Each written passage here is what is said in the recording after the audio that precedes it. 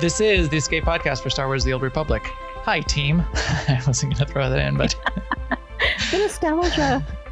Hi, team. Episode 300 is finally here.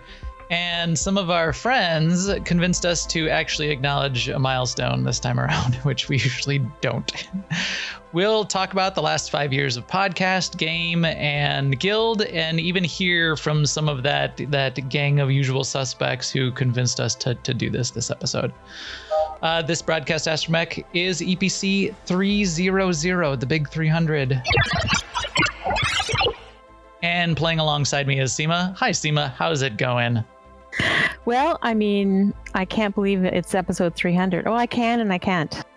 But yeah, you're right. We didn't. we steadfastly refused to not celebrate 200 and 100. But I mean, 300. That's a lot of episodes. But in the interest of, I'll try to be quick. But in the interest of consistency, I will say, we're recording on a Tuesday night, and for MFN tonight, we got everyone together at the Slippery Slopes Canteen in Nar Shaddaa. We've been messing around, talking about memories, and we're going to do a little bit of that in the show too. But I do want to say that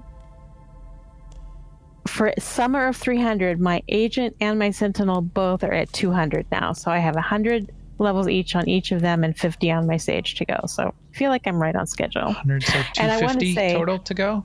Yeah, that's pretty good. 100, yeah, 250 to go.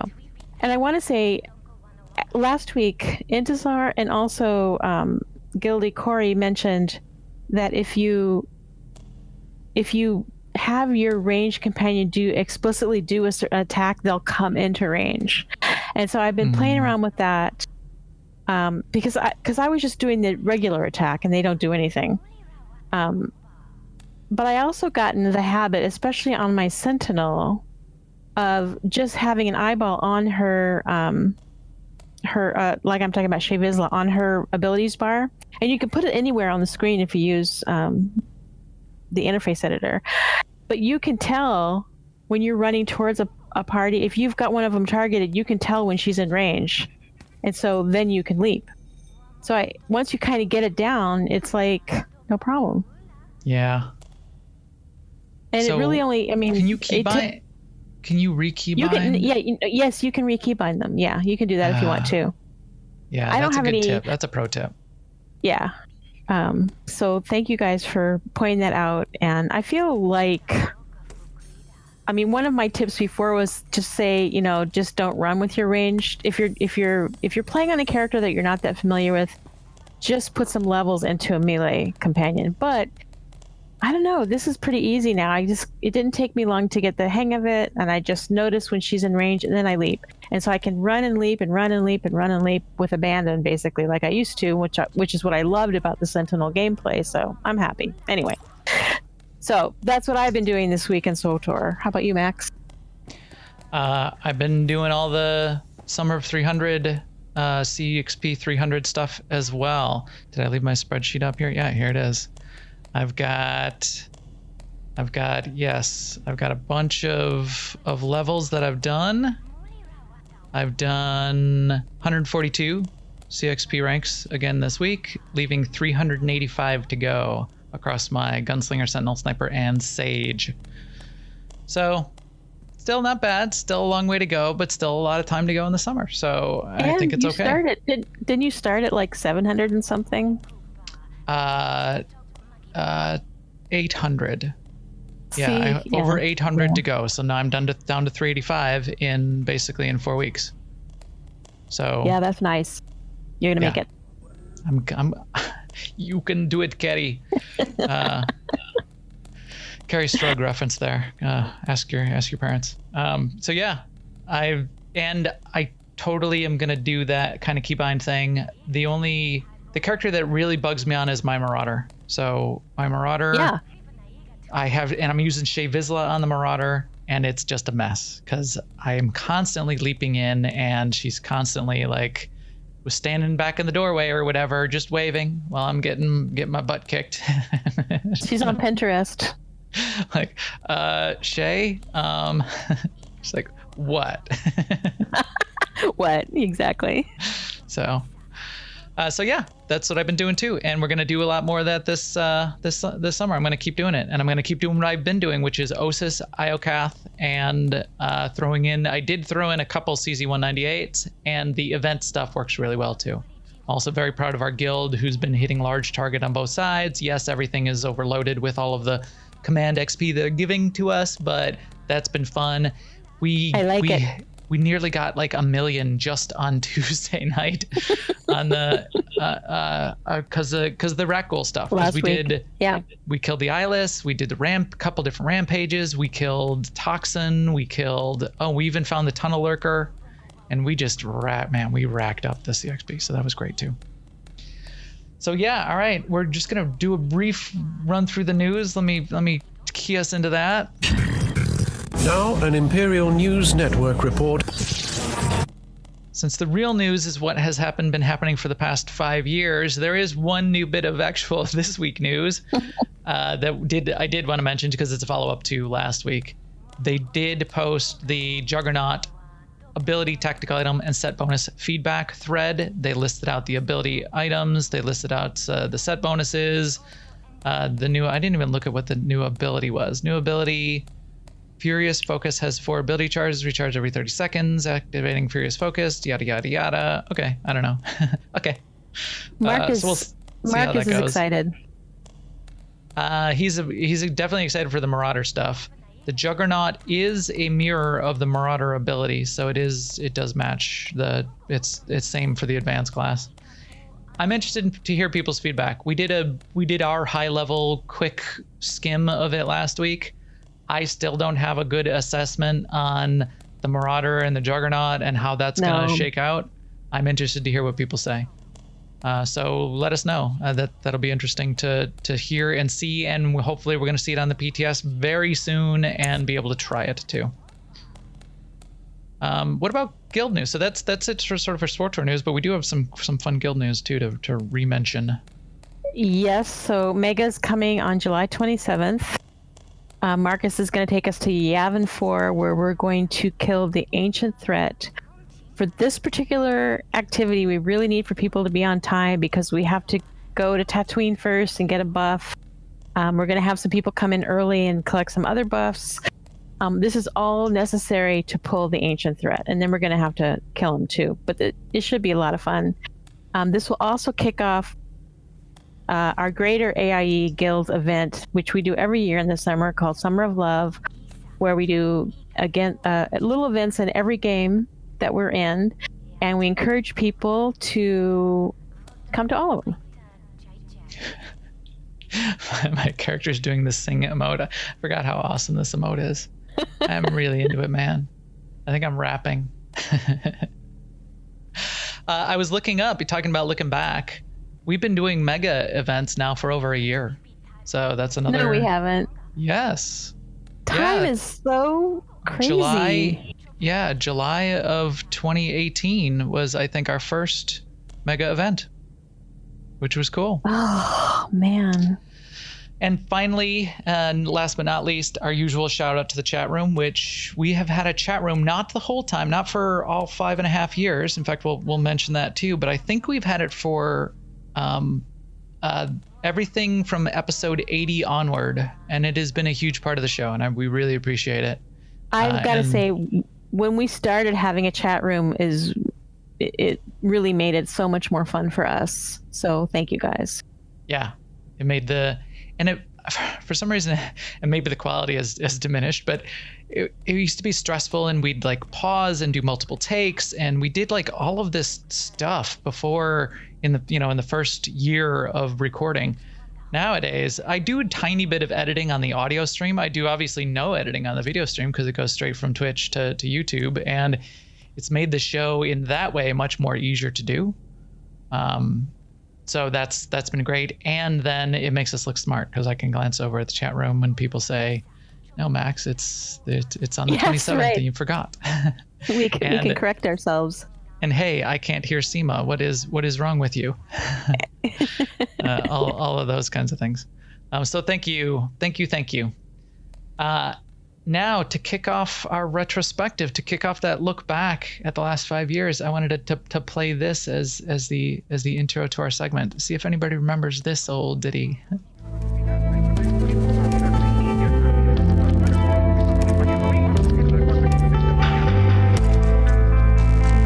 Hi team, welcome to the Escape Podcast for Star Wars: The Old Republic. Hi team. Hi, team. That music is composed by a guy named Dan O. Dan O. something, and you can look him up. He actually composed digital music. The new music, which is this, that's composed by an artificial intelligence. And by new music, you mean also old music. Which is now old because it had to have been at least a couple years now with the new music, right? Right. Oh, easily. In fact, I'm sure I could look back and look at those notes too. When we create a show, and this is from the very pilot episode that never aired, and our first episode after that, and then every week after that, we use OneNote. We use OneNote to create our show notes, and everything is tracked. So here, I'll even give you a little bit of a glance at it behind here. The curtain. A look behind the curtain. This is our OneNote notebook. This is everything 2018, 17, 16, all the way back to 2013, pilot episode 0, all of the notes. So we can go back and see what we talked about, when we had guests, everything that went on. So it's actually a pretty fun walk down memory lane for us to just go back through the notebook. It also allows us to go back and look up dates of, well, when did Knights of the Fallen Empire drop? When did they add GSF to the game?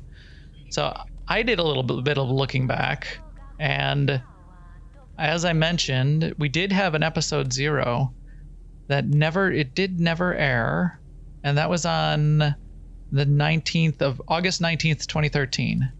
So what did we do? It was the same intro. Hi team, welcome to Escape Podcast, a Star Wars: The Old Republic cast, where we talk for a few minutes about what's going on in the galaxy and stuff like why Rhodian mayo sandwiches are so tasty. Remember, for a while, we started every episode with a joke.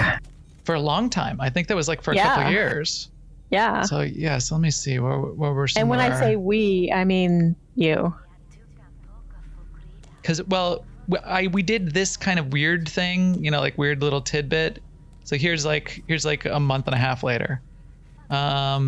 Seema's going to talk about leveling as a healer and maybe why you shouldn't borrow Treek's hang glider and jump off a cliff. What? So it wasn't very easy to come up with like some, and maybe. Right. Episode, what is this? Episode 9, and maybe you'll learn what the temperature inside of a tauntaun is. Right. We all know Spoiler what that is. Spoiler alert, it's lukewarm. It's lukewarm. We also did a little bit more interaction with the droid. I used to talk to the droid every episode too. He would beep, and then I would say, "Oh, hey there. Yeah, there is no up in space." I don't know. I don't know I don't even know what this is. The episode 10. I was saying something to it. Here, episode 11. Beep, beep, beep. What? Am I enjoying tossing an astromech into an escape pod every week? I plead the Sith amendment and refuse to answer that on the grounds that I may have to force choke someone. Really?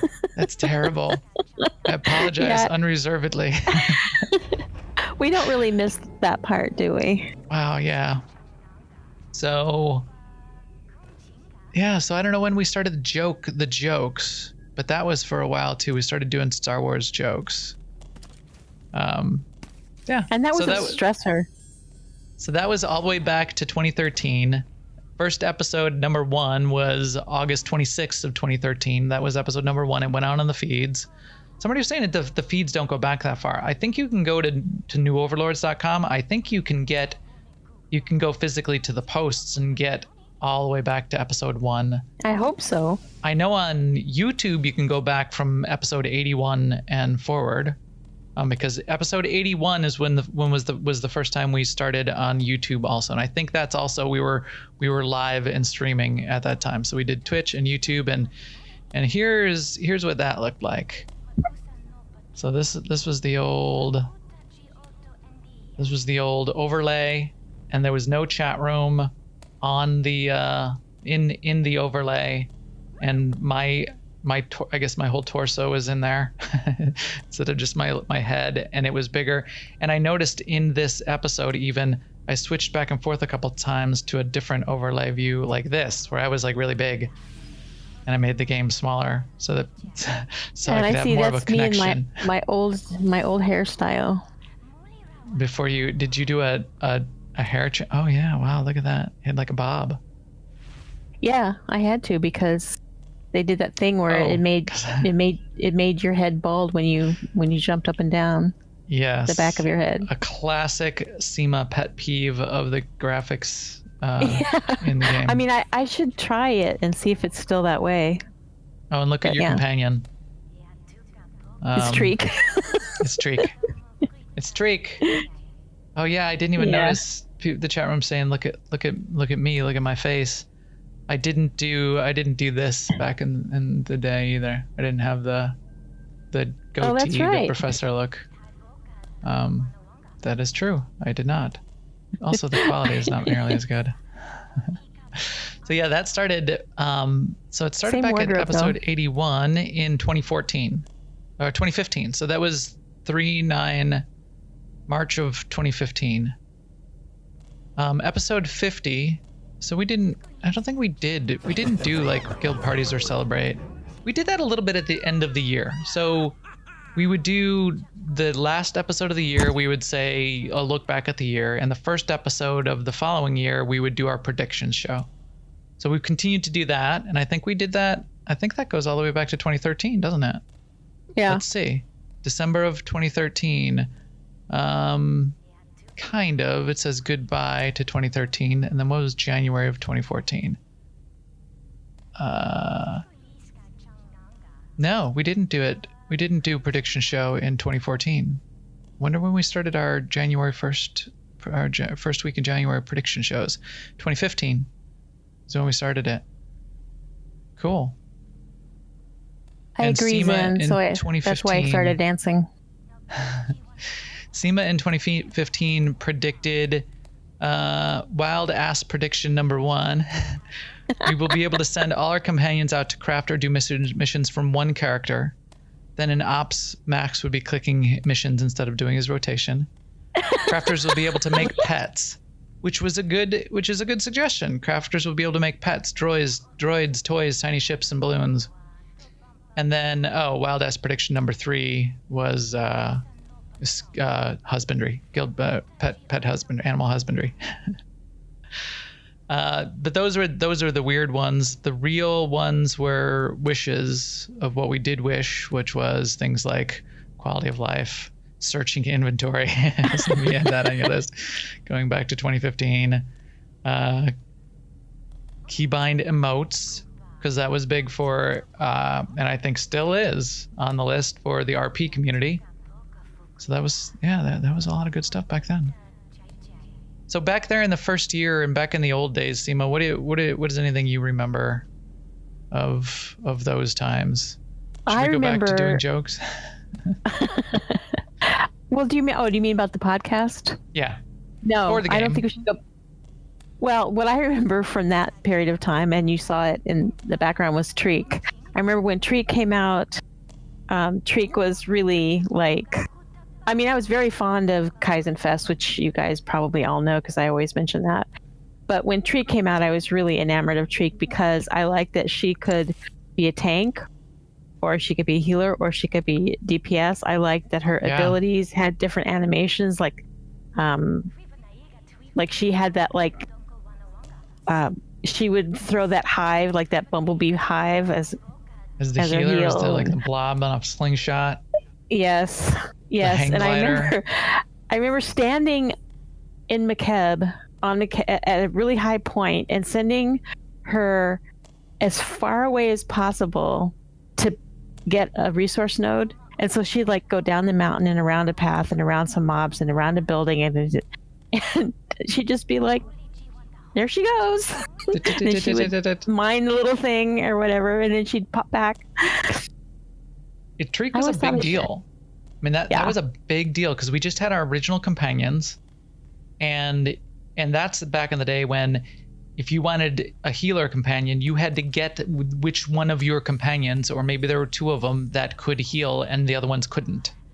And if you wanted a tank companion or a DPS companion, you had to pull out that companion. They couldn't do all roles. And then Treek came along as a unique addition, a new thing, and it was a big deal. But Treek was the second new companion. The first new companion was HK51. That mission went in, and we were able to unlock, and it was the long unlock to get HK. But HK wasn't all the roles, and then Treek came along, and Treek was all the roles, and then you could unlock Treek on all your characters. And yeah, I used Treek then as a primary companion for a long, long time. And we used to talk about Treek. In fact, I think we even did podcast episodes just about Treek. Yes, yes. People started begging us to stop talking about Treek.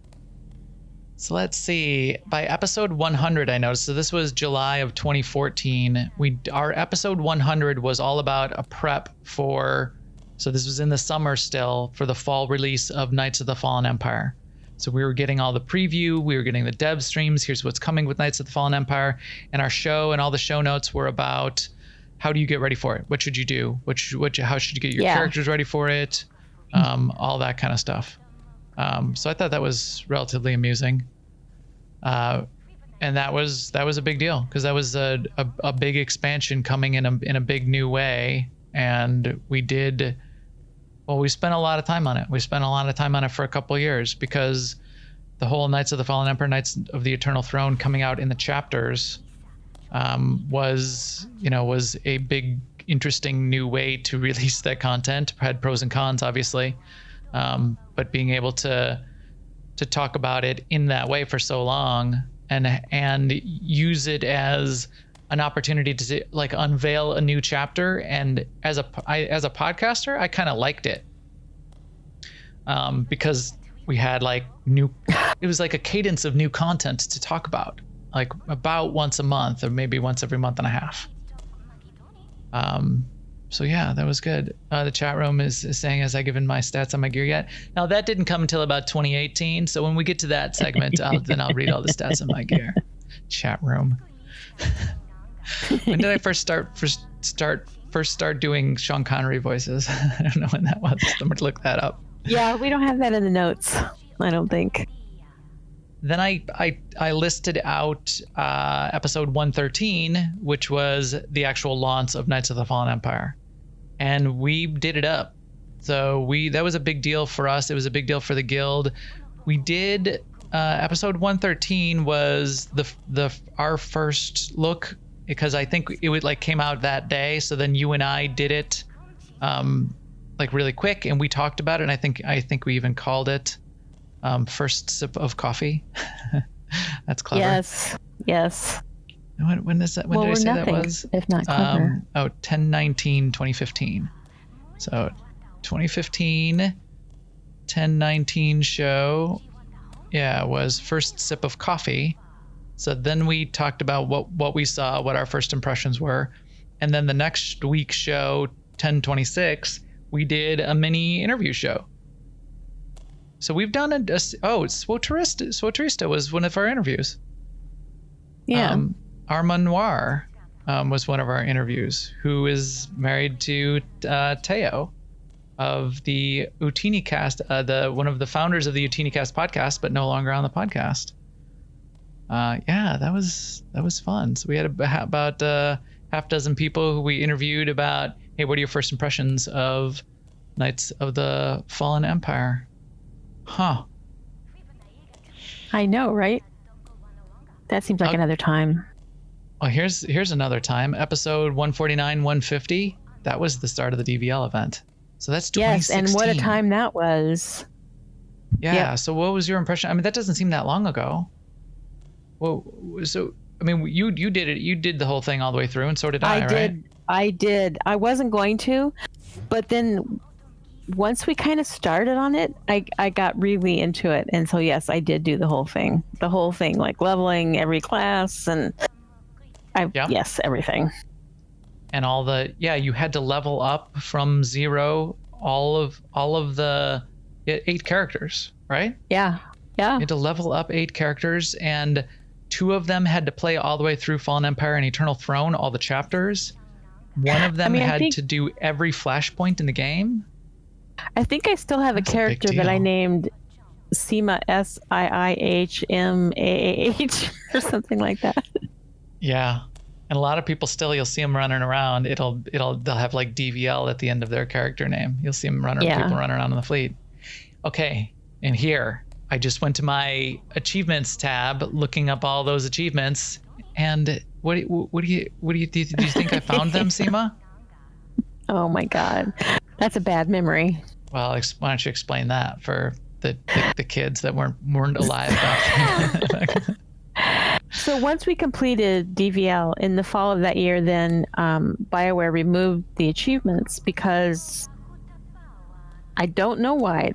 They said they didn't think we would mind.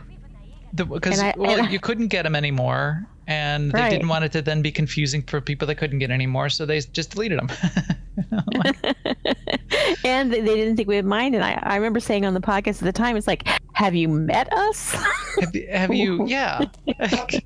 Dude, have you ever seen us react well when you took something away? Never mind something that we worked for 4 months on. An achievement? I mean, that was the reward. The reward was the achievement. That was the reward. It wasn't like the disembodied HK head that we got or whatever that was for like saying subbed or whatever. That was like a minor thing along the way. Well, I think the key reward, you got the crates, and you did get the DVL the experience armor, which I still have in my legacy storage, and I use it all the time. It doesn't work, I think, after level 70, certainly. I think it works all the way to level 70. So that was really cool. I love that I've got that. But that wasn't that. I mean, that was just like side bonuses along the way. It was the achievement. And there was a companion also, Zen points out. Oh, what was the companion? It was Darth Hexed or Oh, right. It was the one that won. So yeah. The universe was not in balance, and you had to pick dark versus light on the character you were leveling up, and they were sort of like scoring the entire community to see if the dark side or light side was going to win by the end of the whole DVL summer. And if the light side won, you were going to get Master Ranos. If the dark side won, you were going to get Darth Hexed. And then for a while, you did not get the other one. They eventually added Darth Hexed to the game, but the light side sort of won the DVL contest across the galaxy and across the community, and we all got Master Ranos as part of that. But then later on, they added Darth Hexed to the game, which I like better. I went all light side. I was all on the L, but I like Darth Hexed better. Yeah, that was a journey. That was a journey. I mean, what we're doing with the command rank 300 this summer is like a really, really mini version of that. Yes, it is. It's not the same scope at all. There was just so much of what was going on there, because you had to do every flashpoint. Didn't you have to do them like in master mode also? Oh, I wish we had all those achievements still. You could look it all up. So we could look back, and yes, and be proud of ourselves for all we accomplished. I think they put an achievement back in that was just like, yeah, I did it. Right. Yeah. Yeah, you had to do them in master mode also. I pulled out my Master Ranos. Hello, Ranos. The Chiss Jedi. Oh, and then everybody freaked out about that a little bit too. Not everybody, but there was a little bit of angst over a Chiss Jedi being added, and was that really... chat room saying look on Delphi. Of course we could look on Delphi. Yes. Episode 200, so 100 episodes ago, was June of 2017, and back then, so this was June of 2017. This doesn't seem that long ago either, but that was in the middle of Gods from the Machine being released, which was a long period.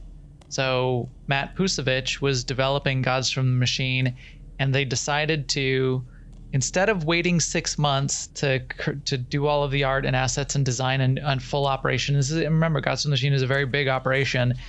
to like do nothing and wait till the end and then release a whole operation.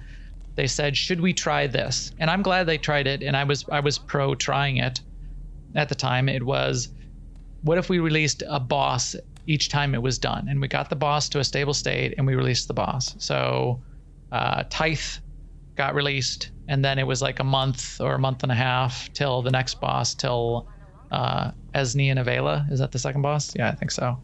So then it was boss. A little bit disjointed, but it wasn't really a story that you had to worry about. It did sort of stretch it out. And again, from a podcaster and a consumption perspective, I kind of liked it, having something to look forward to and have something to just keep some kind of content coming out on some kind of cadence. But would we have rather had a whole operation and then like another operation 3 months later? Yeah, I think we would have, but they didn't have the resources at the time. So yeah, that was back in 2017. What's your favorite boss in Gods from the Machine, Seema? Well, definitely not Skyva. Definitely not, no, because no one still understands how Skyva works. I guess I'm gonna say the Twin Sisters. I like that fight. I like all the telegraphs. I like a fight that has a lot of mechanics and isn't necessarily a DPS race. Because DPS races, since I'm usually healing, that part where we slowly improve our DPS race gets to be kind of a grind for me. Sure. I do kind of like DPS races as a DPS. So yeah, I can understand that. What's his name with the black hole and Nahut. So I think Nahut might be my favorite in there. I like that one too. We also had a really fun time with Nahut on the test server. So we were one of the groups that was in the test server, and Matt Pusevich would come and watch some of the guilds play. And he did come and watch us one time, our first time in there, seeing Nahut, and we were terrible. We had no idea what was going on. He had to give us. He had to give us hints along. Yeah, what telegraph? Right, and he gave us little debuffs that said bad. Yeah, he kept putting bad. You're bad. The debuff was you're bad. If you fell down that hole when you have to like go in the lead up, yeah, then he would put a you're bad debuff on you. He kept making people like big or small. Or he would summon us after we died so that we could keep going. Yeah, so that was really fun. Just never seeing a fight before, and no one had ever seen it, so there was no guides, there was nothing to even discover, and the fight wasn't even all the way complete. So as we're doing it, Matt was even making comments like, I think I might need to add an extra telegraph there, or I'm gonna have to call up the art team because that's obviously not discoverable. Even the red force field around the room, when you go into the second half of the fight and you got to go on the outside, that red force field would drop, and we were just standing around in the middle of the platform going, what we're supposed to go, where do we go now? we can't go out there, we're not allowed out there. So that was fun. And then so that was 200. So 250 then, about halfway in July of 2018, was the Rishi Stronghold. Oh, thank you, Comcast. Kicking me out. Hope it doesn't drop the stream. Everybody still there? I'm here. You're there. I'm here. Stream is still going. Thanks, Comcast. Yeah, so July of 2018, the Rishi Stronghold was on the PTS. Even that, and new war zones were getting created. So that's pretty interesting too. And then my note there was our mega events were starting up. So I was looking at some of the events, even going back to 2013. 2013, in that first 10 episodes, our first ever guild event, which was called, it wasn't the first ever guild event, but a special guild event was created in 2013 by our guild founder, Pelel, our first guild master, at launch. And that was called The Amazing Race. So if you had ever seen the TV show Amazing Race, where there would sort of be a segment and a clue to get to the next location. And when you got to that location, there'd be a little bit of a challenge before you got the next clue. And you'd go from point to point then. When we did that version back in 2013, the original full version, I think it was 3 weeks. It was one night each week. So it was like every Tuesday for 3 weeks. And you got points if you were first, second, or third to the checkpoint, and you got points if you were depending on how well you solved the challenge. And then all of those got added up by the very end, and then the overall winners at the very end got pretty substantial prizes. Since then, we ran that a couple times, didn't we, Seema? Oh, here's Big Fat Streaker and his 2 brothers, Nudist and Diabetes. Diabetes. How did this happen? What the heck? And their guild is called Flash Mob. Now there are 3 of them. This is getting out of hand. All right. Their guild is called. This is not. This is getting better and better. There's 4 of them now. Oh, crime! No, that one's not. That one's not a big fat. Nope, that's just a person who got naked. Darth Devlin. As one does. Right. Anyway, when did Big Fat Streaker start joining podcast episodes? We should have been a while. noted that in our one notebook. At first, I didn't. It was like I didn't notice. So this has been going on for a couple of years now. So I didn't notice, and so whatever. Big Fat, and it would just be real subtle. It would just be in the background. A Big Fat Streaker would run by. And then it was like a couple episodes had gone by, and I noticed again, and I didn't put it together really for weeks. And then I was like, wait, what is going on? Because it was super subtle. It was just like a little run by in the background. It wasn't like photo bombing. Yeah, that was awesome. That was really cool. So that, whatever. So 200, 100, 200, I have seen no notes in there about us doing any kind of party or celebration of hitting a milestone. We just didn't do that kind of thing. So we're finally doing it now. And why are we doing it? Because some people told us to. And who told us to? People like Marcus. Should we drag Marcus down here and talk to Marcus and ask him why he made us do this? All right, let's get that started up. All right, I'm going to drag Marcus into here. Hello, Marcus. You there? Hi. Yes. Marcus, if you don't know, or Mark USB, Marcus B, is one of the, is an officer in AIE, longtime guild member, been around AIE for forever, and one of the founders and hosts of the Working Class Nerds podcast. What episode are you guys on? Because you guys have been doing that for a while now. 49. We're almost, it'll be almost 2 years 50. When episode 9 comes out. We record every 2 weeks.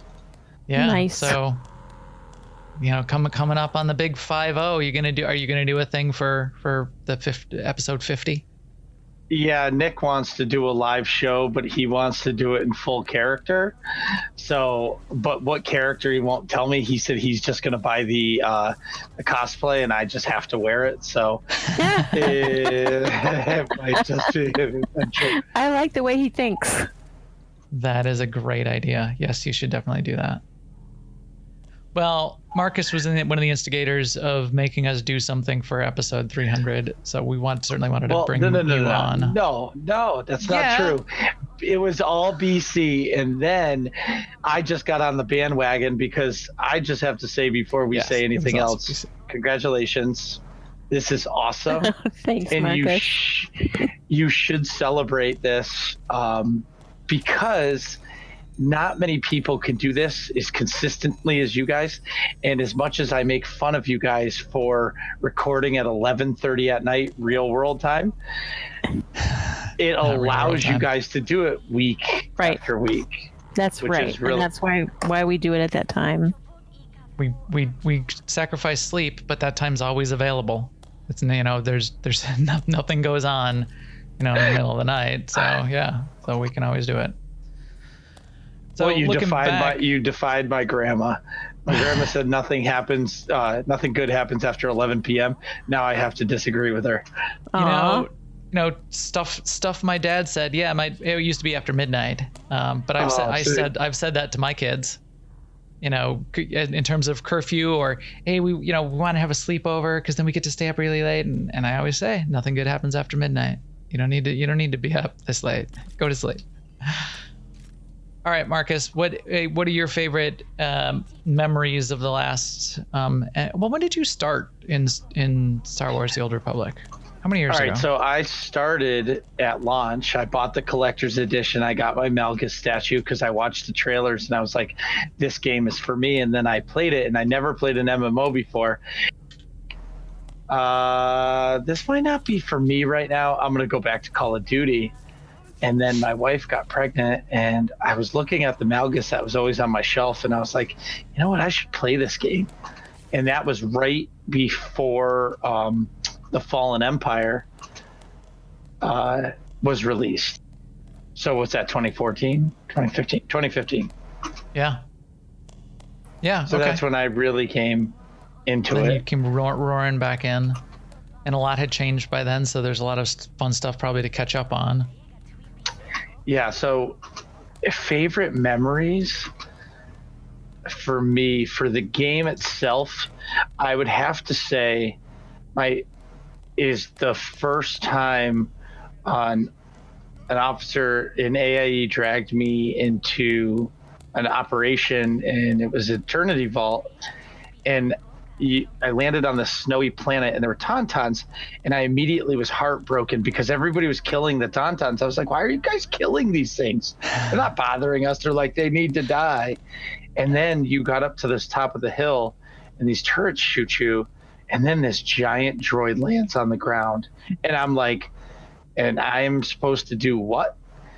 And then I died immediately because I have two lightsabers, and there was a red circle on the ground, and yeah. I totally agree. That's a moment, Eternity Vault right there. Yeah. Because you work so hard to get to max level, no pun intended, and then you're there. But, I would say that's probably my fondest game memory. Guild memory. Oh man, it has to be the first Remembrance Day I went to, because that's when everything for the guild got real for me. Mm-hmm. Because we all play video games together all the time, but it's never, you don't put that realness into it until something like that, and it's really special. Yeah. And then your podcast, playing that old retro song. My favorite, one of the two favorite moments in podcast history for you guys is, I remember I was on a job site. I was tired. It was a Saturday. I had to get this job done. And you posted the new episode on a Saturday because you guys recorded late. And I was really mad because I didn't know you guys. And I'm like, where is this podcast? I need this podcast. It gets me through my workday. And it released on a Saturday. And it must have clicked at that moment when you were like, oh, we're on Jedi Covenant. And I'm like, I'm on Jedi Covenant. And you were like, an ops team is looking for a member. And I'm like, what's an op? Let's do this. And somehow, some way, I ended up in the Republic Guild. And I think for like the first 3 weeks on the imp side, I wasn't in the guild, and the ops team just made fun of me so bad to where I just eventually came over. Well, years later, I got roped into starting an ops team, and now we have the mega event, which is a year old this month, that just got brought up. So wow. And the podcast and everything else. So yeah, no looking back. But my favorite podcast memory is you guys were doing, it was something, I think it was a story mission.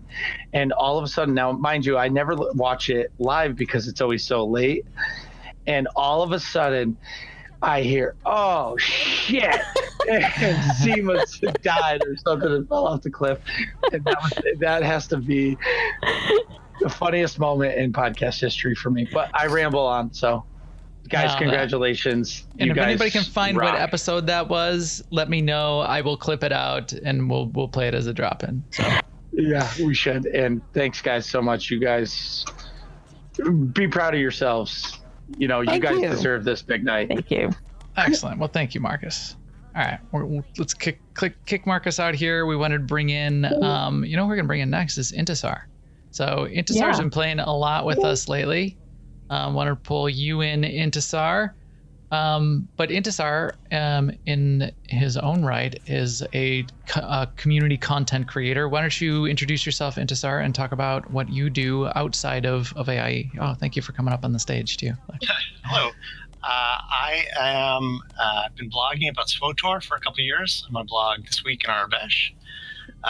Mainly what I like to do is I take signs from the game. Like if you look at the sign behind us, I translate them into English and I recreate them in English, sort of to give you a sense of how things look in the game, but in a way that makes sense to the people who read them. So that would make sense to our characters. Yeah. What I like about your blog is, I mean, you kind of undersell it there because you might be talking about a sign, but it's always a jumping off point for some other really interesting points that you make. So it's always a good read. I totally recommend it. It's called This Week in Arabesh. Yes. Yes. generic-hero.com this week in Arabesh. Yeah. Yeah, this has been a fan. And it was years ago that Seema tuned me into this. And it's been great having you again as a very consistent content creator in the community for a long time. Oh, thank you. And now you've been doing a bunch of stuff. Do you run with Marcus's team every week? I fill in and he fills in with the Borg team. So yeah, I've been running with Marcus off and on for about a year now. Yeah, that's excellent. So you've been in since launch? When did you start launch. Star Wars? Okay, so you've been, and was it nonstop or did you come and go? Nonstop. I'm a big Star Wars fan, and I'm here for the long haul. So if you were looking back over the history, whatever, even history of the game, what would you say your sort of favorite addition or feature or part of the game was? Yeah, what pops out for you? Well, I loved when they brought in the new raid. I had been raiding a lot with my guild, New Outriders, in Hot Cartel and Shadow of Revan. And then once Katafi launched, we sort of stopped raiding seriously. Right. Still these story modes and stuff. But, and then Gods from the Machine, it was great getting back in with the gang, seeing fights we'd never seen before. And, we beat Isaacs before they nerfed him into the ground, story mode, but still. And that was really exciting, just doing new fights with, people you like. That's just, nothing beats that. Getting the band back together, getting back in there. Sure. And, we still do all of the operations, but there's nothing like just a new operation for a team. And anytime I get like one of the surveys comes up or, BioWare's looking for feedback, I do make the point, and I really believe for guilds and for keeping the groups together, it's group content that drives that. There are different ways to do guilds, and there are, but that just seems like such a core element for MMOs that I think they need more. We know we're getting one more in the fall. I am hoping there will be more than one though as well. All right, well that's awesome. Thank you very much, Intisar. Thanks for your contributions to the community, and we'll stay connected. So that's great. Yep. All right, let's see who else do we have on our list here. Let's see if he's ready. So we've always had a couple, at least one Canadian on our ops team since launch, since the founding of our. We used to make that an unwritten rule that we had to have a Canadian. And from time to time, it was more than one. And this is one of our favorite Canadians, which is Sten. It was the rule of Canadians and some teenage dreams. Maybe it was a rule of two, because the always two there were for the longest time. Although now Apples is sort of a little bit of a hiatus. We should pull Apples back in. So Sten, welcome back. Thank you. You have been on the show before, and you found the episodes, didn't you?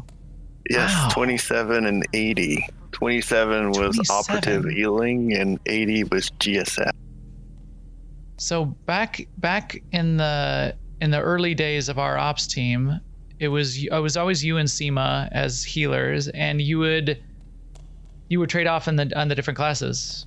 Wouldn't you guys? Were you did operative, and Seema, even back then, were you Sork? Yep, I was. Healer? Well, yes. Like back in the 2013, 2014 time frame? Well, we were on the pub site then, so I was a sage and he was a commando. Oh, there's some. Right, when we switched to Imperials, then I had to go to my operative. Yeah, because I remember you commenting that you missed your assault cannon. Interesting. But it was really good, and we talked about it on the podcast. We had a couple episodes about here's the differences in healing on these various classes, and I think that was really useful to a lot of people. The other thing, what was episode 80? Was that a GSF one? Yeah, I think it's give me a second. I got it open on a different tab. I think the title of it is Sten's GSF Refresher. Nice. So we did a lot about GSF over time, but then we started to get into it heavy once it really developed, and we even had GSF nights once a week, and you were running those on Friday nights relatively I was often. trying to get those going. It was, I don't think we got lots of full groups, but No, it was we didn't only get a lot a of full couple of groups. people going. But especially when it first came out, we were flying it a lot, and we were all trying to get not all Well, of us, because it was not new Seema. group content, as you were saying. Yeah, it was group content, and there were achievements, and that was a big part of it too. Episode 80 was probably when the bombers got released, because the bombers weren't there at the first time. Right. Tell me how to fly a bomber. Yeah, because then you switched to bomber relatively early. Yeah, I think I had hadn't to flown bombers. stockpile some requisitions to make sure I could upgrade them. And then you pretty were fast. like a master in the bomber right off. I fly Yes. bombers a lot now, but I could not fly them back then. I tried to play a couple of games since I've been coming back in the last couple of months, and I'm not as good as I used to be. Well, they did nerf the bombers slightly, not totally. They're not useless, but they also gave some of the other ships abilities to counter bombers. There's like the EMP missiles that can like knock out all your probes and your mines and stuff. So it's not as strong as it used to be. Regardless, I see my subtitle here. That episode was Sten feels the need for speed. I probably have a drop-in somewhere here for my one of my Top Gun you have drop-ins. every quote from Top Gun. I haven't been playing the old drop-ins. Fresh rago, mate. I mean, I hope not. I hope you don't. You know. So you were on break for a little while, and you're back now. So thinking back, maybe even before break, and back, you were in for a long time. What would you say your favorite part of Star Wars or the history of things that happened is? It was definitely good memories of when you drop an Or Mentel and you're joining Avok Squad as a trooper the first time. Yeah. That was my first story. And then I played and I was like, oh, okay. This is awesome. Oh, and Timothy Olmanson is my companion with me, and he's screaming at me because I was watching a lot of Psych back in the day. So it's kind of like Lassie's with me. I also have a very fond memory, as we still all three of us have the same icons in Discord from an old forum. I can't even remember her name, but she drew all of her characters if we were Keiko. posting screenshots. Yeah, Yes. Keiko. Who is Chocolate Rebel on Twitch, not Twitch, on Twitter. Although she does some live streams still as well. She's an artist. If people want to go look her up, I don't think she does a lot of commissions, but I don't think it's out of the question either. I really liked it. She did about a dozen of them for people in the guild that sort of signed up, and she just did it. You're right. That was great.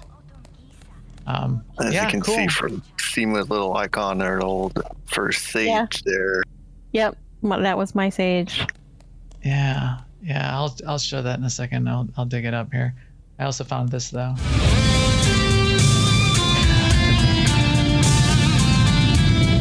Tower, this is Max and Seema. requesting a flyby. Negative, Ghost Rider. The pattern is full. No, Max? this is not a good idea. Sorry, Seema. but it's time to buzz the tower. There you go. There you go. Negative Yes. Ghost Rider. The pattern is full. Well, thank you, Sten, and it's awesome to have you back. Awesome having you heal. We're just about to start doing some more. Maybe this week we'll get back to hard mode. Mode Queen. Oh, and my one of my favorites moments of guild stuff, especially with Sten, was what was it, Sten? Was it 2014, 2015? The Nerdtacular? Where you and I hung out at Nerdtacular wasn't it 2 Nerdtaculars in a row? We were both there. Yeah, maybe it was.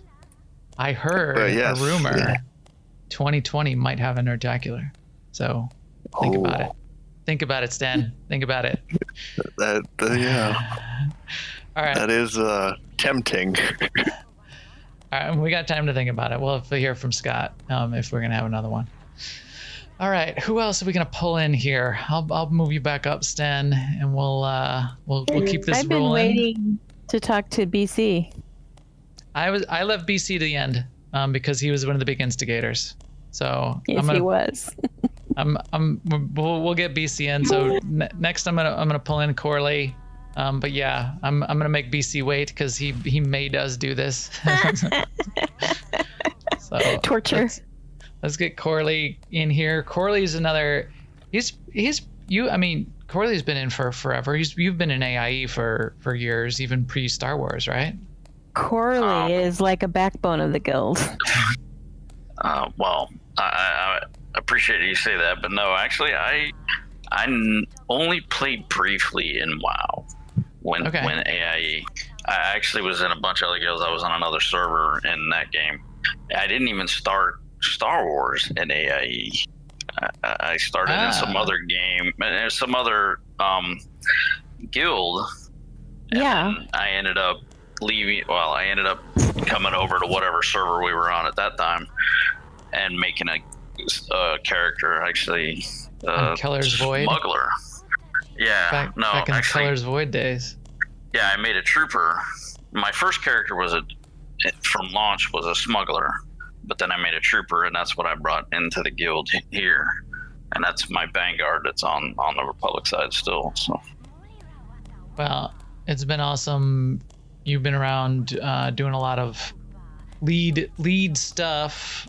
We pulled you in as an officer to continue to do some of that ops team leads and all that kind of thing, which has been really good. Did you go to Nerdtacular? No, I don't think. I went to 2015. That was where I first met you. Yeah. That's I met some of the Eve people there too, because actually at the time I was also playing Eve. So. Well, and you play a lot of our games, as do a few of us. Yeah. Still, I try to play them. I don't know how good it is. doing the Star Trek stuff lately. Doing the. Are you doing any Eve lately? I stopped playing Eve. I got back into it for a little while, but then I was like, no, I know why I left. So. Yeah. Well, Eve is in disarray right now because they've added PvE content to their PvP zones and it's making everybody crazy. Yeah, I still follow what's going on a little bit. I still, I see what Hoots is saying down there. and everything. But that's AIE, I don't get any more involved in that. Our AIE Corp. So thinking back for us in Star Wars 5-6 years, what would you say your highlight is that you'd want to throw out there? In the game, let's see, I don't really have anything in the game. The best thing that pertains to the game that would be going to Celebration and going to the cantina and meeting all the people there who are in the guild and all the developers and stuff, and getting to ask Charles Boyd if Lana's hand was, mechanical, because the way the glove looked and everything, and he told me no, and I'm like, but yeah. Oh. that was really cool. That was the cantina. Great. And finally hearing that, hey, they might actually care about the game, even though everybody says, BioWare doesn't care. They do. We know they do. But actually hearing about the new expansion and everything, I mean, that was the best. Yeah. Yeah, that was great. And that was actually my second cantina. And that cantina at Star Wars Celebration was much bigger.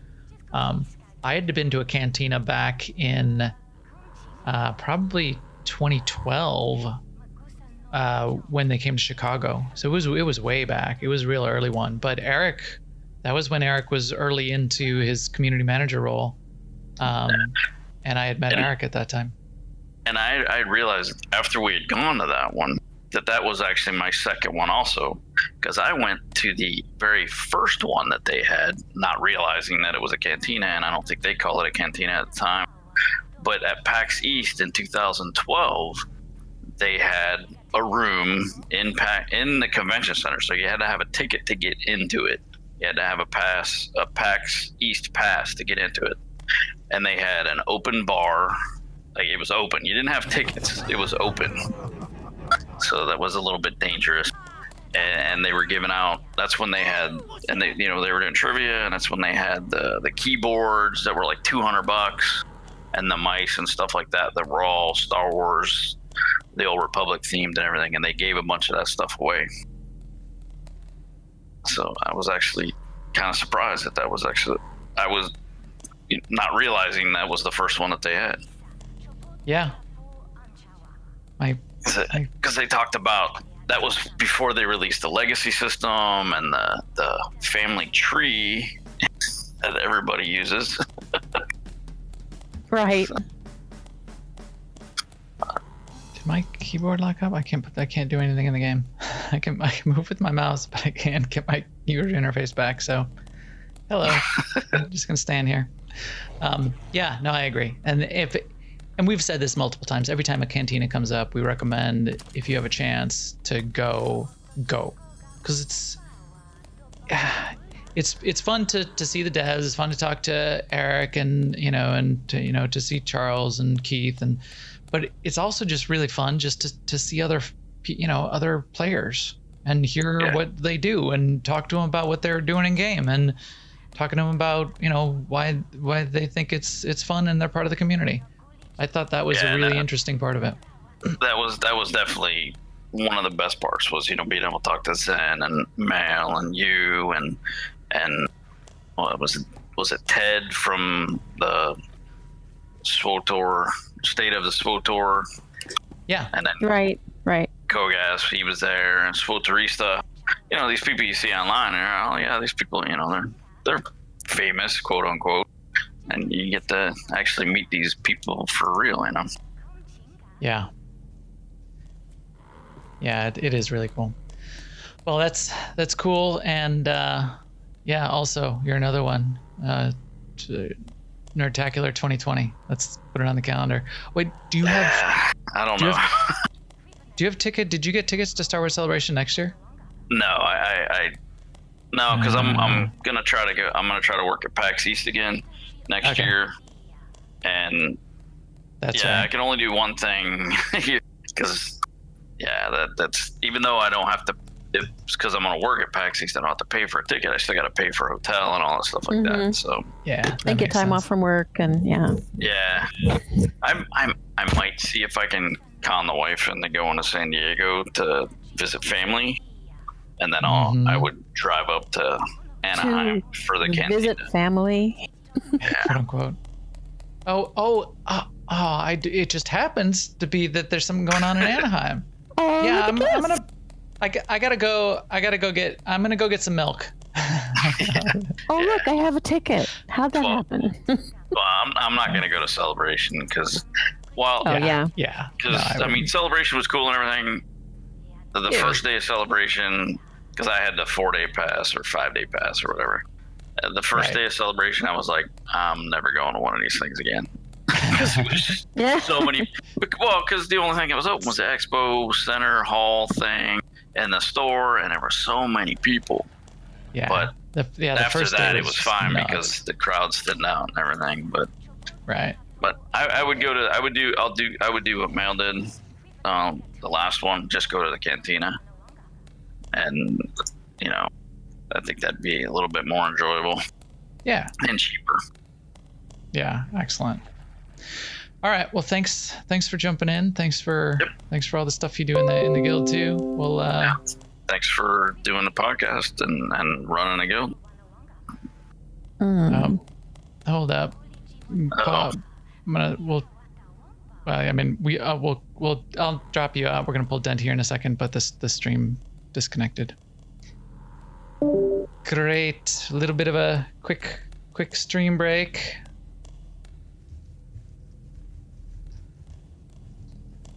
Imposed on us by Comcast, right? Oh boy, I'm gonna have to re-edit this video. Oh great, now I'm getting an ad. Is it coming back? No, it doesn't look like it's back yet.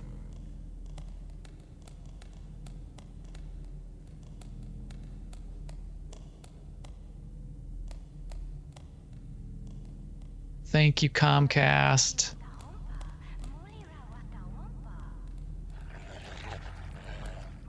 There we go. Maybe it was Twitch so they could play an ad. Sneaky. Oh, looks back now. We are back. Yeah, I think it's good.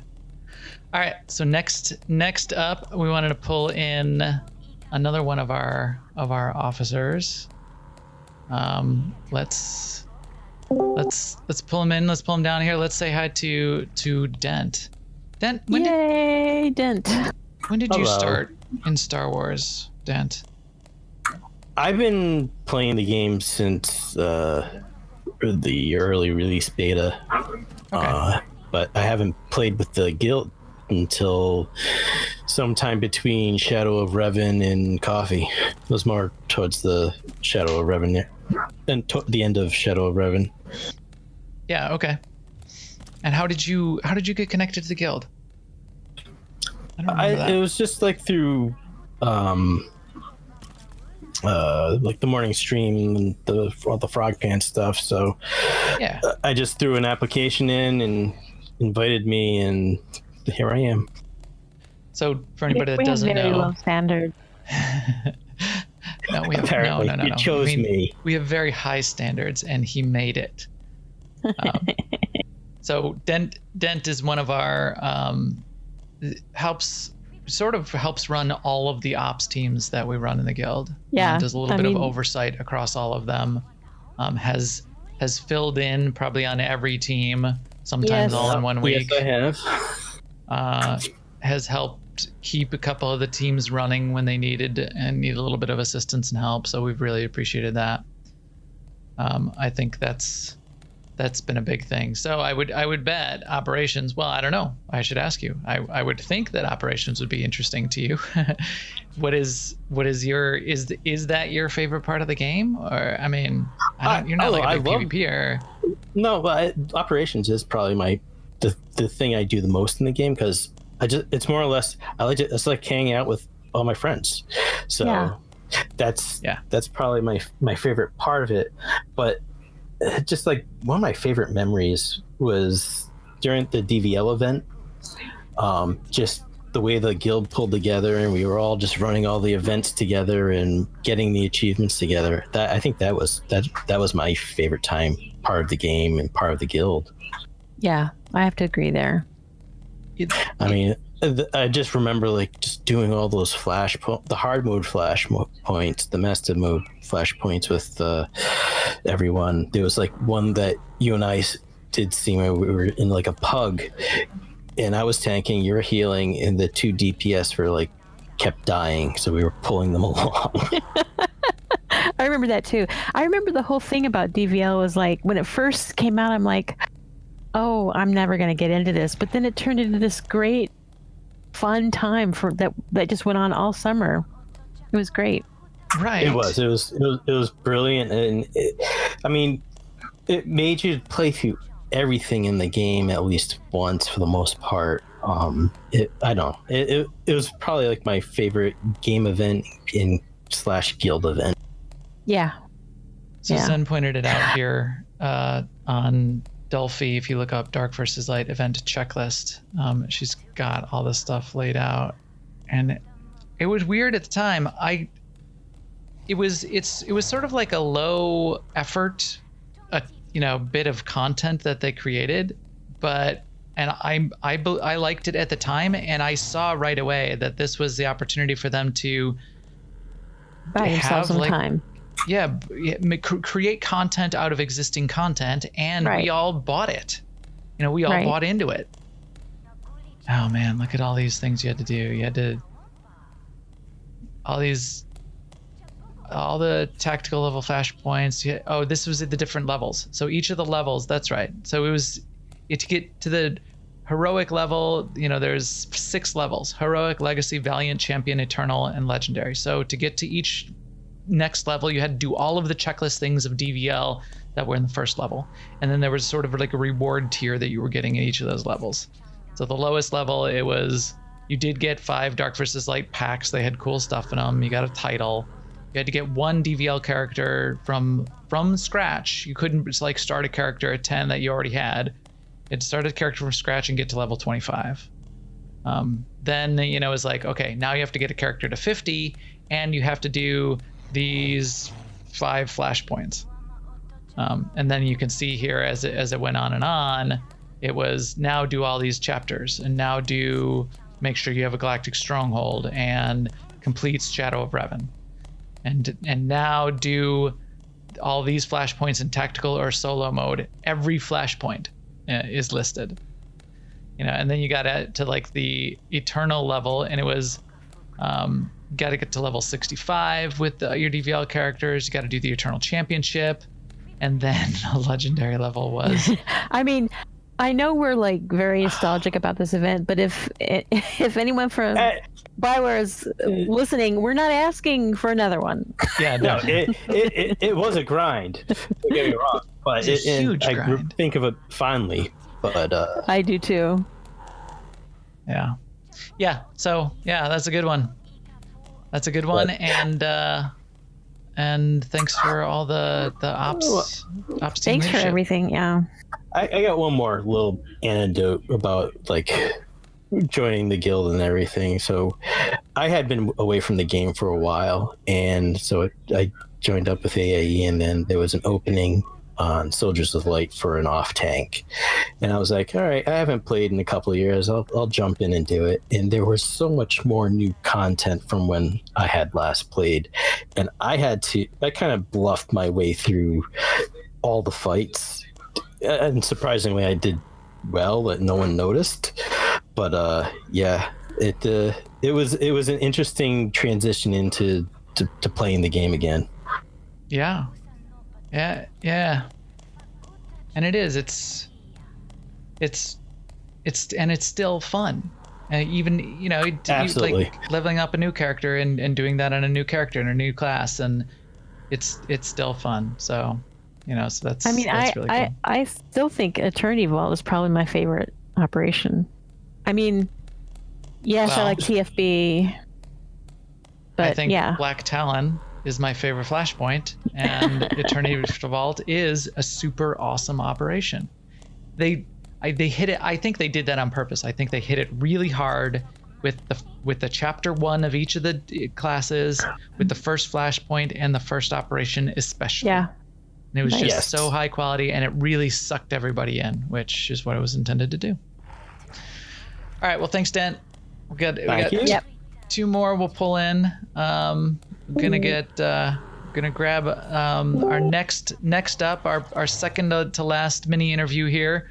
One of our newest officers, but longtime player in AIE. And if you saw the blog post for Malung, one of our officers that's also doing other parts of the guild, like our Saturday night Lord of the Rings nights. One does not simply play Lord of the Rings on Saturday night. You need to do it with Malung.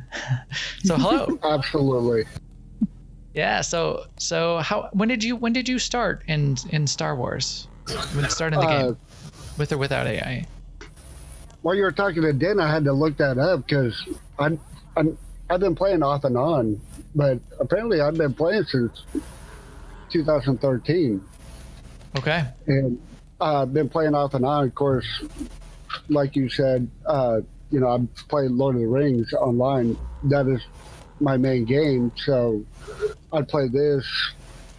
I'd come to this one and then go back to Lord of the Rings and off and on.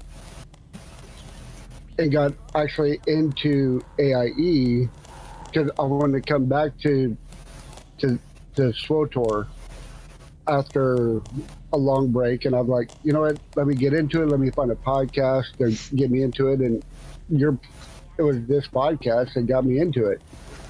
That got me back into it because I wanted to know the news, what's going on in the game, and that got me into AIE.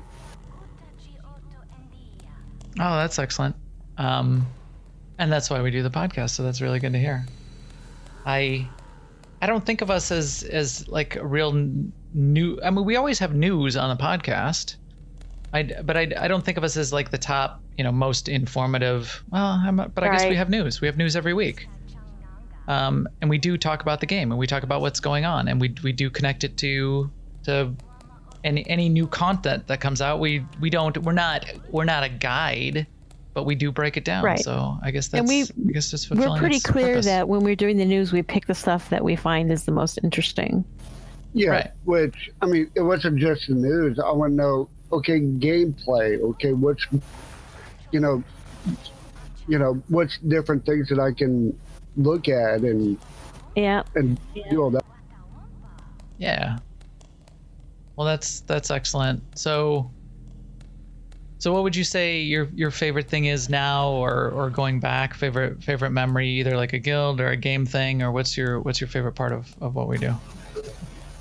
Been thinking about that. My favorite in-game thing was definitely getting my legendary status, which, yes, I got it before Marcus, which is very exciting. But finally getting the legendary status and that whole thing was a huge accomplishment. And as you see, I still sport the flair for it. Nice. As far as guild, I have to agree with Marcus. It was shortly after I joined AIE. A couple months after I joined AIE was the first Summer of Love and Remembrance Day. And that, as far as guild, I mean, that just changed everything. And I saw that all the different stuff and all the other games. And I was like, you know what? SWTOR needs to be involved, so I've included that as far as AIE. Yeah, we've had it on the list for quite a while. We always have a few people that are playing it, but yeah, it's something I'm hoping that we just get more stuff going in, because it's free to play, which is a really good opportunity for people to just jump in and do it, and it's such good lore, such good story. It's because it's Lord of the Rings. What that game excels at for me is it really sets an atmosphere and a mood.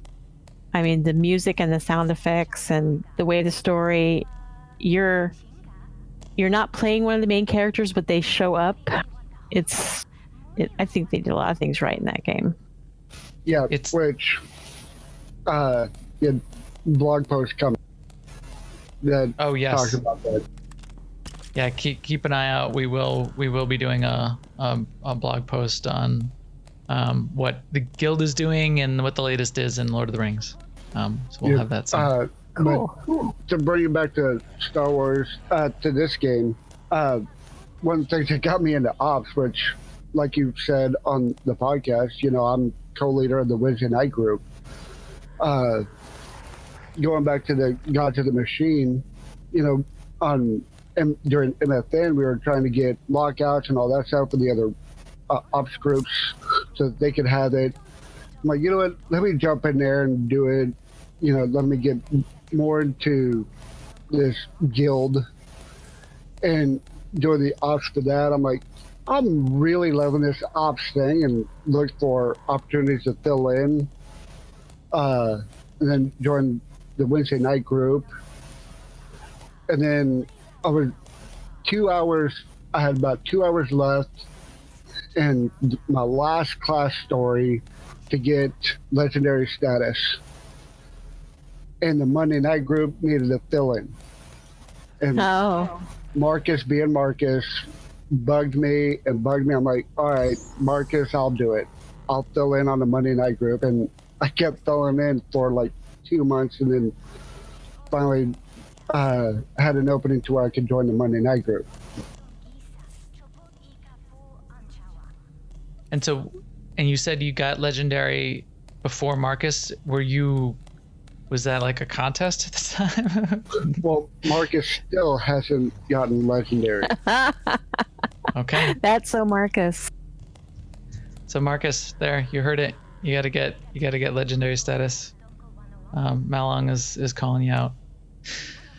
All right, well, cool. Thanks for jumping in. And yeah, as I said, I like the Lord of the Rings. I gotta get my warden leveled up.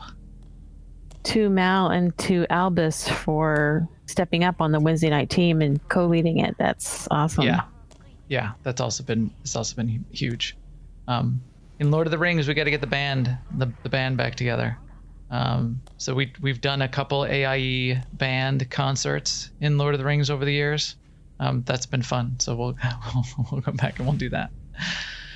All right, we're gonna switch now to our last last interview of the evening and of our episode 300, which is going to be our longest episode ever. Yes. Again, a lot of the reason that this is happening is because of BC, B. Kavanaugh. Hello, BC.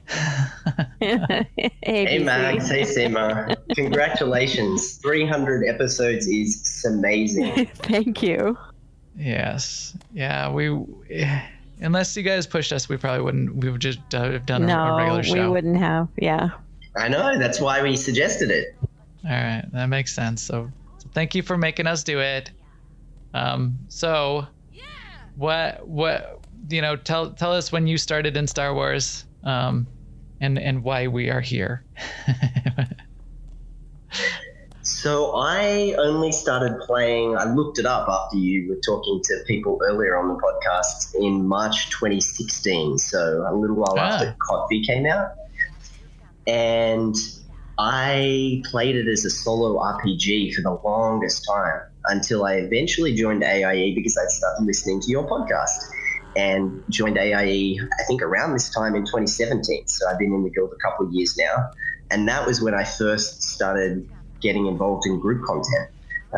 And I think my first operation was Eternity Vault, and we all went in, there were 16 of us. And Max, you said, is there anyone who hasn't been here before? And I said, I hadn't been. And you then were very happy because it gave you a chance to explain all the lore and to talk all about Gage. Yes. Yeah. Gage, whose claws scored the canals of Salot. Gage, who finished the last of the milk and left the milk carton in the fridge. He's a terrible beast. You're right. I still have that. We still have people that come in have never done some of these operations, and maybe other people get bored of it, but I never get bored of story time then, of what, why we're there, what drove the Dreadmasters to do whatever they did for about 80% of the operations that are the instigators. Yeah, I like that. I like that. And I like being able to tell people, and I like people getting into the story too. Well, I like story. Now, someone who can't join us tonight, Zen, I think likes it a little better than all of us and reads all of the codex entries and is an expert on it. But yeah, no, I agree. The story is a big part of it. So you've jumped in. You've been doing quite a bit of stuff with the guild and in the game across a number of different elements of the game. What would you say your favorite though is? So when I was thinking about this, thought about one SWTOR experience generally, and then my favorite guild experience, and also my favorite podcast, because that was really what kept me here, having that community. And so my favorite SWTOR moment is pretty similar to Mailer, and that is playing through all the class stories, which I still think is the best content in the game. I've played a lot of solo RPGs in my life, and there's 8 different stories in the original game, and they're all really good. I remember playing on my Jedi, who's up on the stage now, getting to play as a Sith and pretending to be Darth Vader, getting to play as a smuggler and pretending to be Han Solo, playing as an evil James Bond in the Agent story, being a bounty hunter like Boba Fett. That content still gives me chills just thinking about it. They're 8 great stories that I played through. So that would definitely be my favorite experience for the game as a whole. And then my favorite guild moment was a little similar to what a couple other people have said, but one moment particularly sticks in my mind, which was when the Gods from the Machine operation finally finished being released. It was a really long operation. You know, there's 5 bosses, there's a bunch of trash in different places. Some of the boss fights are really long. And so to give our 4 ops teams the best chance to try to finish the operation, for MFN each week, we would start and clear the first couple bosses to give everyone the best chance that they could and more time with some of the later bosses, which I thought, I've still to this day not finished Gods from the Machine, and that doesn't bother me too much. That's not the reason that I play. But I just love the way that the whole guild, there would be 16 people every Tuesday night who would be helping people to get a lockout so that later in the week they had more time to work on the later bosses. And I thought that was such a great team effort, the way that everyone pulled together and helped those teams clear that operation. I love that too. Yeah, you're right.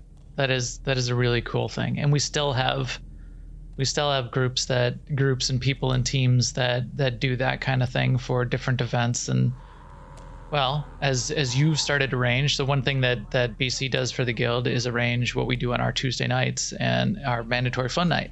And you started to get the same kind of thing going for that, which was, it's hard to do some of those operations. Our mandatory fun night is exactly 2 hours. And we start and stop on time because, you know, a lot of us have jobs and can't stay up all night like we're doing tonight. And yeah.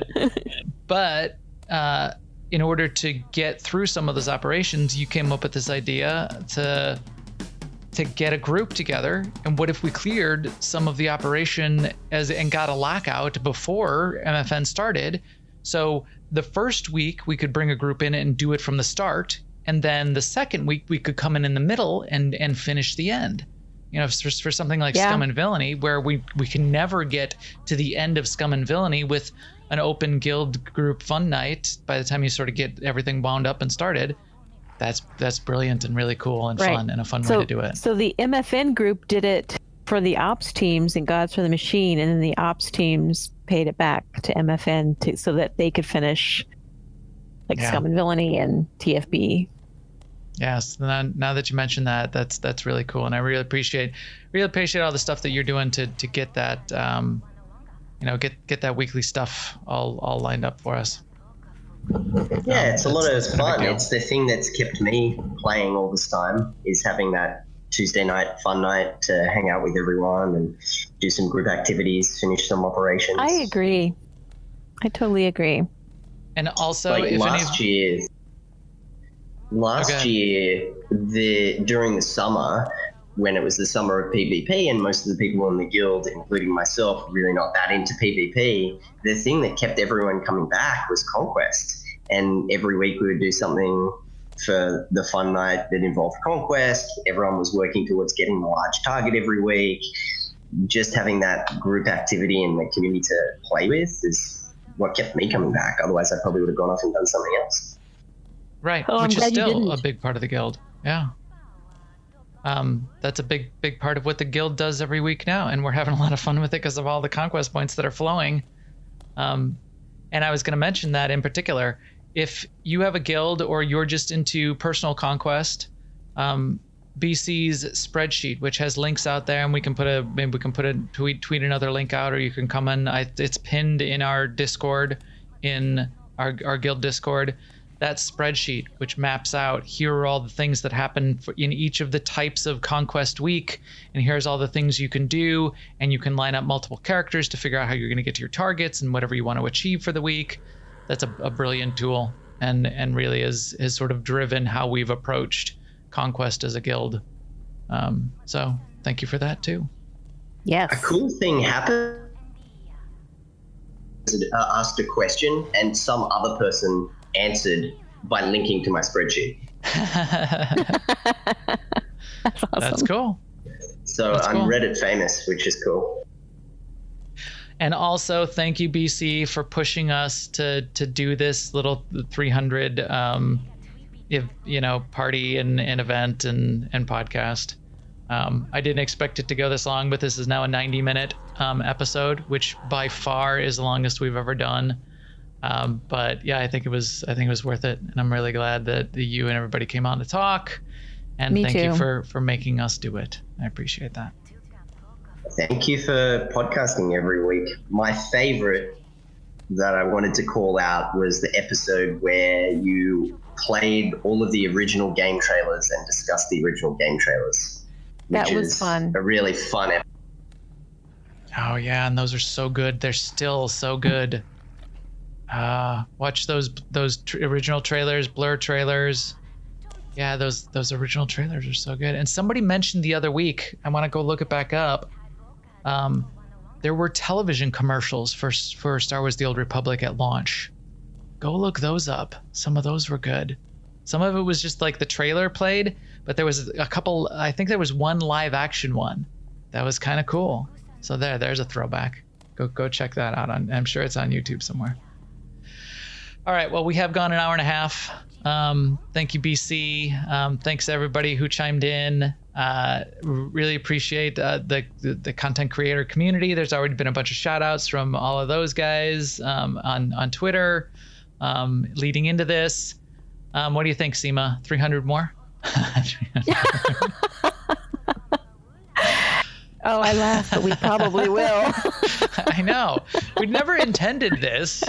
There wasn't a plan. We didn't have a 6-year plan. So, I think it's like, yeah, it's momentum, it's habit. It's like this boulder's still rolling downhill. Haven't hit bottom yet. We will. All right. So we have no plans to stop.